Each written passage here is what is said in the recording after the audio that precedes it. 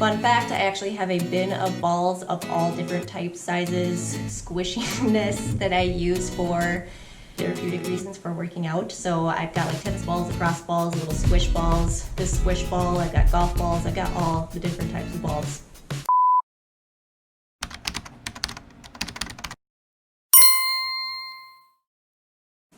Hey, welcome back to my channel. If you're new here, my name is Casey and I like to talk about fitness and beauty and a few things in between.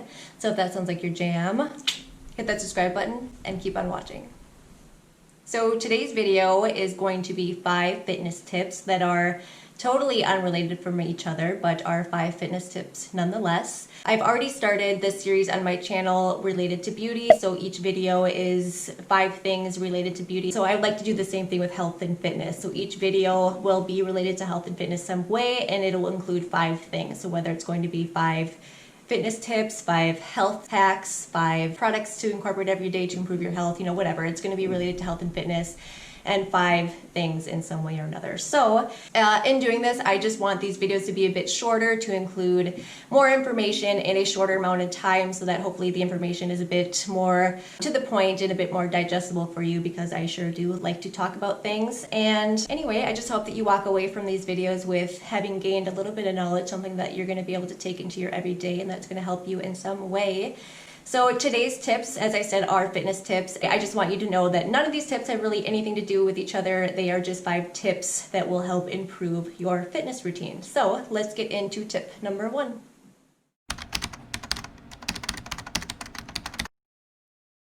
So tip number 1 is an exercise that I like to do with my shoulders. You could do it with your hips too, and essentially the idea behind it is that our joints, specifically our hip and our shoulder joints, really like rotations. That's a type of motion that really keeps them healthy, working through their full range of motion. So doing rotation type exercises is what's going to really help maintain that range of motion and the health and integrity within that joint. So there's just one exercise that's really easy to do that I just want to demonstrate for you and show you different ways that you can do it. So the first way that you can do this is by using a stretch band, and all you do, put it around your arm, and you're just going to do rotations.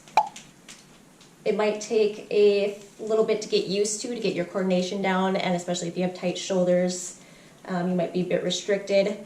But I just go for time usually. I will do 60 seconds reverse, and then I will stop and reverse and go the other way, 60 seconds forward. And as you get better at it, you can change the position of your band or your loop. You can start at your wrist.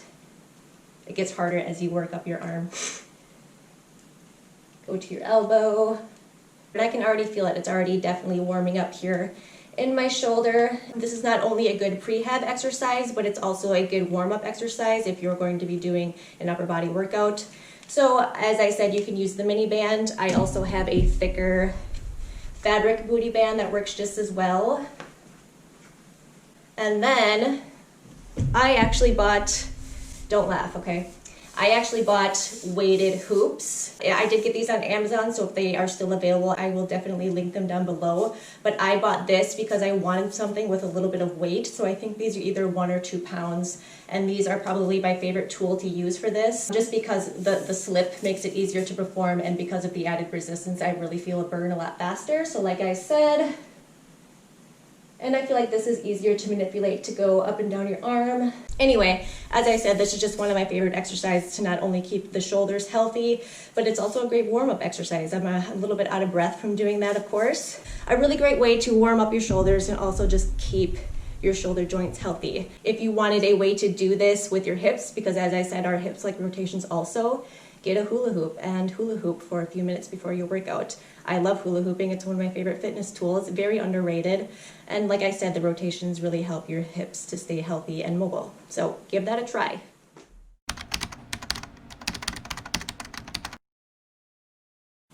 The second tip that I have for you is to massage your feet. So you could use your hands, of course, but I prefer to use a ball. So I've got a tennis ball here. I've also got a lacrosse ball. Fun fact, I actually have a bin of balls of all different types, sizes, squishiness that I use for therapeutic reasons for working out. So I've got like tennis balls, lacrosse balls, little squish balls, this squish ball, I've got golf balls, I've got all the different types of balls. But anyway, Get back to the tip. I think our feet are something that we tend to take for granted, especially if we don't have any foot pain or foot issues. We are on our feet every day, all day long, and we just don't give our feet the love that they deserve.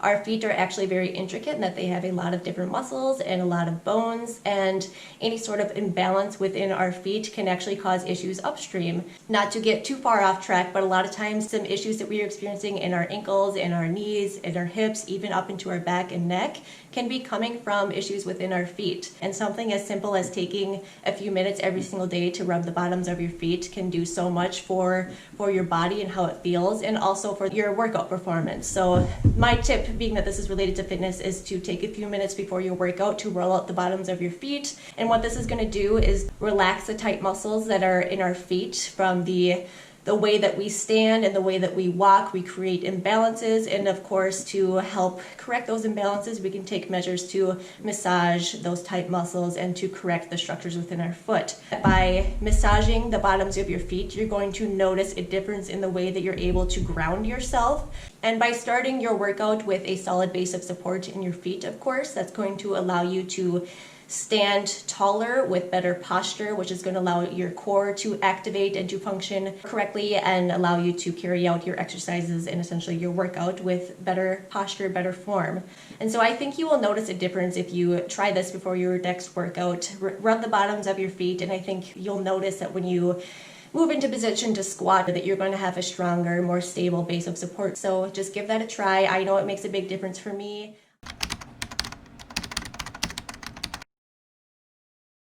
Tip number 3 is for your wrists and your grip. Now, I did do a video a while back. Actually, I think I did 2 of them. One on ways to strengthen your grip and why it's important to have a strong grip. I won't go into detail here because I did talk a lot about it in that video. But one trick that I wanted to show you today is another way that you can warm up your grip, and or if you are experiencing any pain or tightness within your wrists or your forearm muscles or even in your fingers. Right now, currently, I am experiencing some pain in my wrist, and it actually kind of comes up through my thumb and my pointer finger here. I'm not quite sure what's going on, but this little trick that I'm about to show you has actually really been helping as far as reducing pain and allowing me to go about the rest of my day or even my workouts pain-free. I by no means want this to come off as this is like a cure-all for anything. If you are experiencing pain or any issues, that you should go get it checked out. I should go get my wrist checked out just to make sure there's nothing major going on. But in the meantime, this has been providing me relief. So all you need is a Tupperware or a bowl. I have a Tupperware here, and it is full of white rice. Uncooked, of course. So all you do is you take your vessel with rice and you just put your paw in there and squish it around. If you remember making stress balls in school when you were a kid, this reminds me a lot of that, just the feeling of it. It's actually very stress relieving, very soothing. But like I said, this motion and the act of like squishing the rice is very therapeutic for the muscles within your hand, your fingers, your wrists, your gripping muscles, so your forearm. And actually, as I'm doing this right now, I am feeling tension release within my forearm. Is kind of cool. So just like the tip that I said about rubbing your feet, if you just spend a minute on each hand doing this, it's going to make a very big difference, especially if you are experiencing pain and tightness restrictions in your wrist or forearm. Spending a minute on each hand is really going to improve your upper body days. Even if you are deadlifting or doing loaded carries, you know, a lot of that requires good grip strength. So doing this exercise is a great way to warm up your wrists and to prepare that part of your body for your workout. So give that a try. Like I said, I think anyone can do this. All you need is a vessel, a Tupperware, a bowl of some sort, and white rice. So give that a try. Let me know how it goes.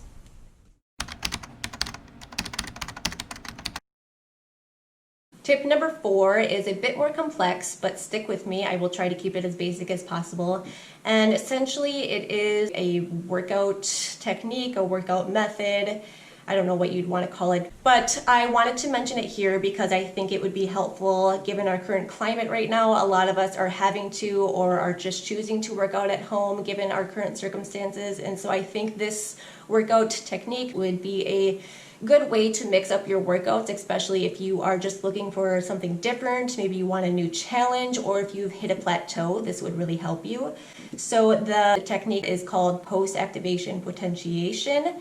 P.A.P training. You may or may not have heard of it. So the idea is to essentially create a complex using two movements. The first movement being a strength movement, and what this does is this stimulates the nervous system and activates a specific motor pattern, so a squat, for example. And the second movement is a speed movement. And by coupling these two exercises together, you are taking advantage of the body's ability to pre-activate muscles before an explosive movement.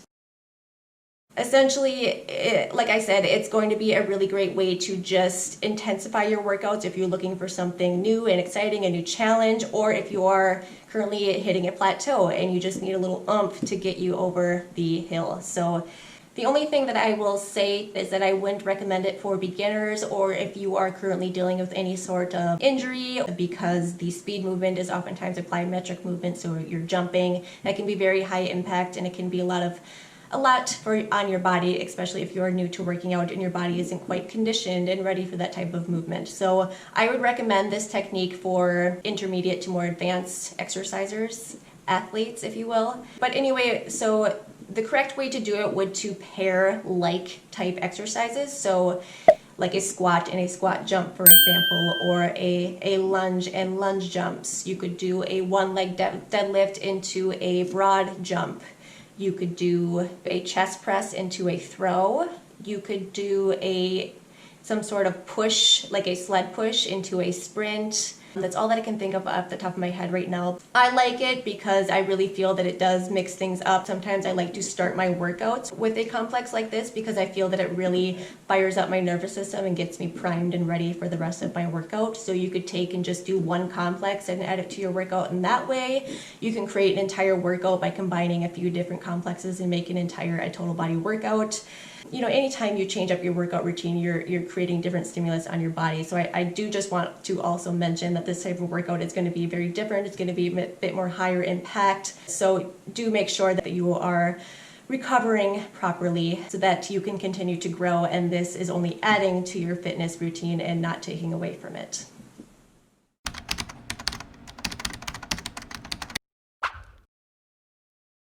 My last fitness tip has to do with planks. I'm pretty sure we are all familiar with what a plank is. Pretty sure we've all done one at some point in our fitness career, if not hundreds. And while I think planks are great, of course, I think they can be, I don't know the right way to say this, overdone, because I think when you are able to hold a plank for a minute, that's great. But the issue that I see and that I've experienced myself is that the plank can actually work against you, especially if you are experiencing shoulder issues or if you have tight hip flexors, if you have neck pain. I find a lot of times those imbalances can really shine through in a plank hold.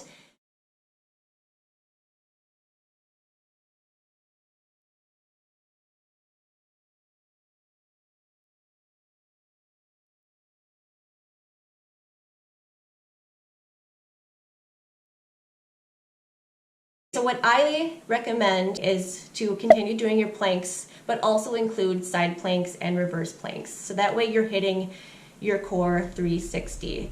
So the side planks, of course, I think we're all familiar with what a side plank is. You can do the full side plank on your arm, you could do it on your elbow, you can do it on your knees, you can do it on your feet, and then your reverse plank. So you could go back into a reverse plank on your elbows, or if you have the flexibility to go all the way back on your hands. And the reverse plank is probably my favorite and the most underused in my opinion, and I like this because not only is it strengthening your posterior core, if you will, your posterior chain, it really fires up your glutes, your hamstrings, your extensors, but it also is a great chest opener. Like I said, if you have the flexibility, you're really going to feel your chest opening up as you perform a few sets of reverse planks. So like I said, keep doing your planks, but also start incorporating more side planks to work your obliques, your side body, and especially those reverse planks. Definitely add those to your routine. All right, guys, that is going to conclude today's video. I hope that you learned something new. If you have a fitness tip to share with me, please let me know down below. Like I said, I would like this to turn into a series, so if you like learning fitness tips, health tips, you know to come back here. I want to thank you so much for your time today. I hope that you hit that subscribe button so you can come back next time.